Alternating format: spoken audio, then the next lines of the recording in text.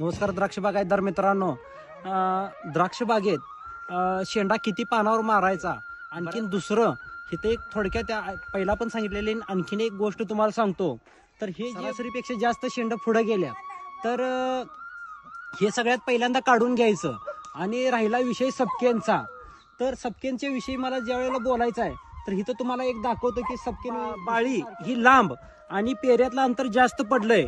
तर ह्याचं काय करायचं की ह्याचा एखादं पान वाढवायचं, म्हणजे जे आपण 4-5 पानावर मारणार आहे ते 6-7 पानावर मारायचं.